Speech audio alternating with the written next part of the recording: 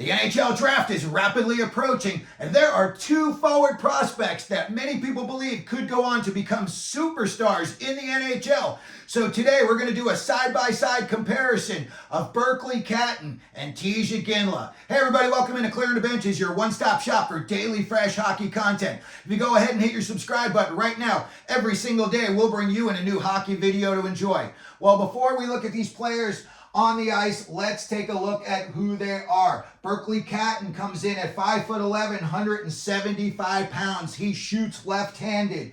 This year, he played for Spokane of the WHL in the most recent Hlinka Gretzky tournament, which is the elite of the elite under 18 prospects. He was the captain for Team Canada, and he captained them to a gold medal, and he led the way because he led the whole tournament in scoring. He had 10 points, 8 goals, and 2 assists in just 5 games. His original game plan was he was going to go to Shattuck St. Mary's, but that was also his WHL draft eligible year. So he did go to Shattuck St. Mary's, and in just 15 games, he scored 23 points, but then he was selected number 1 overall by Spokane, and he decided to move on and start playing for the Chiefs. When we look at Tij Iginla, he comes in a little bit bigger than Catton, 6 foot, 185. He also shoots left-handed. He played for Kelowna, WHL. Again, these kids, they know physicality. It's not going to take them by surprise when they get to the NHL. The first thing you see when you look at Tij Iginla, obviously, is his last name, and that is a really good thing for him. You got your father's lineage and pedigree.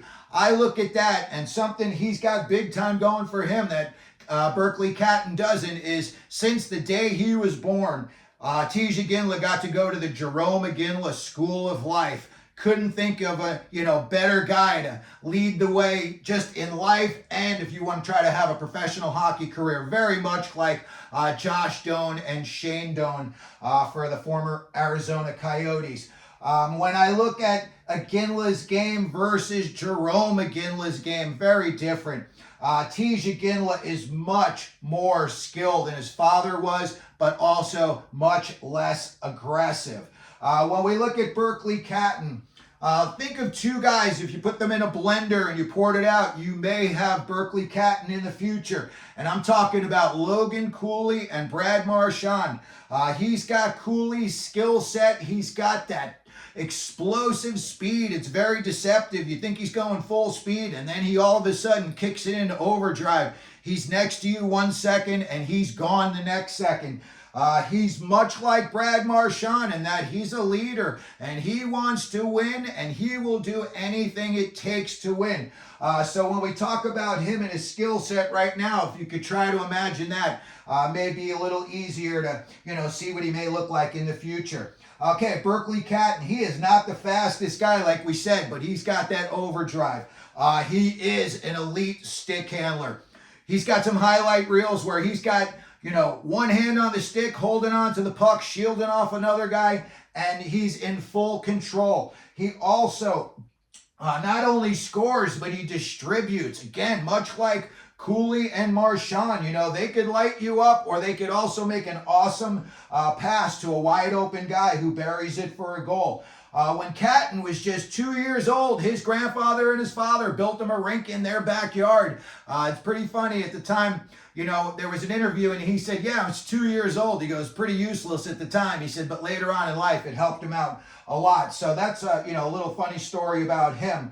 One of the things about his skating style, he's got that second burst, and defensemen, they've got to respect that. So sometimes there's a bit of a gap between him and the defenseman, and he uses that space to get creative, figure out what shot he wants to do.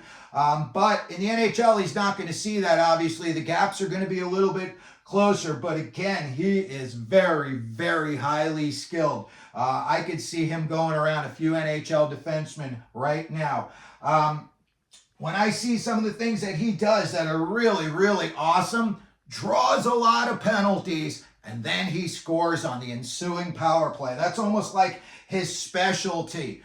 He's really, really got Great edge work. That's why he does so many crazy things where you think he's going to fall. And his skating ability, his edge work, his body control, he's really, really awesome at it. And again, there's times you think he's going to fall and he just doesn't.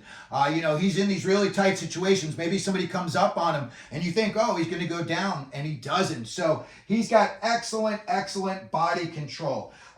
He's got some swagger, that's for sure, too. He definitely wants to have the puck on his stick all the time, and in the defensive zone, he will be quick to lift your stick and do a turn and burn. That's one thing he is, very Brad Marchand, very Logan Cooley like. Of course, he is going to need to bulk up. 5'11", 175 pounds.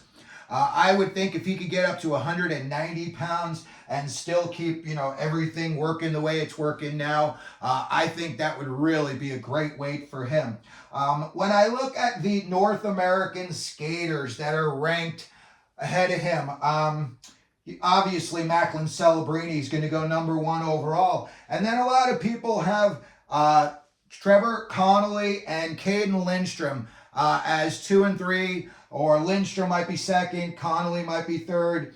And in my opinion, I don't know. I really think I like Catton and Iginla just as much as I like these guys. Trevor Connolly, on and off the ice, he just makes some bad decisions, and I personally think he's going to drop out of the top 10. I don't think anybody wants to spend a top 10 pick, and then you hope this is not the case. You hope the kid gets his head on straight. But if he doesn't, you want to spend, a pick like that high on a kid, and then he turns out, he's a head case and he can't get on the ice. I hope that is not the case. And again, I look at Caden Lindstrom. Let me tell you, he plays a big physical game and he's had some injuries. When you get to the NHL, that's just going to intensify. So I could possibly see teams that really love his skill set, but maybe be a little bit scared. And I'm talking 6, 7 draft picks later, not like the second round or anything like that. But I could see Iginla and Catton, either one or even possibly both of those guys, depending on how much teams love them, going ahead of Lindstrom and Trevor Connolly. Again, Celebrini's going first overall, no doubt. Okay, now let's take a look over at Tij Iginla. Okay, he is a very good skater. He's not an elite skater, but he has got elite, silky, smooth hands. In dirty areas, in close, when people are all around him, when there's a bunch of sticks at his feet, somehow he is very, very good at, escaping with the puck and still being in control of the puck. He's not, I would say, at as elite of a stick handler as Berkly Catton, but he is just a notch below. One thing he excels at is very high hockey IQ, and he uses that to get into open spaces. Sometimes when you watch some of his videos, you're like, wow, he was wide open. You wonder, is that the defense or is that him thinking ahead? And I think most of the time it's him thinking ahead. He is very, very hard to knock off the puck. He has got very, very good balance. One thing I should have said when I started talking about Iginla is the two guys, if you were to take Chris Kreider and Gabe Villardi, pour them in a blender, hit mix, pour it out, you may have Tij Iginla. He doesn't have blinding speed, but he's got purpose. He is going to get where he wants to get to. That's one thing. He definitely does. He doesn't have that top end speed just yet, but he's getting there. I've seen a couple of times where he was pretty deceptive in his highlights as well. And again, he's got really good body control when he has the puck.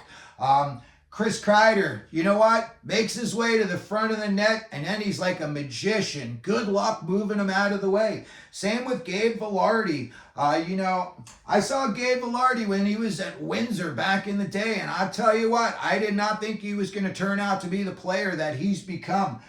He's another guy. He scores a lot of goals, real in tight, close to the net. That's what I see Tij Iginla doing. I see Catton scoring goals off the rush and I see Iginla being, parked out in front of a goaltender, and good luck moving him out of the way. And if he gets a rebound, he's just, like I said, he's got silky smooth hands. He's gonna bury that. So when I see Iginla, that's the first thing I think of. Just get to the front of the net. And then there's times when, you see there's 9 million guys in front of the net. What does he do? He drifts off to the side, open space, and then he's wide open for a nice pass. So he has an excellent, excellent net front presence. Again, I think he could get a little bit nastier. I think he could have a little bit, I don't want to say he doesn't have a good compete level, but if he could just notch that up one more notch, I think that would really, really help him out in the long run as well.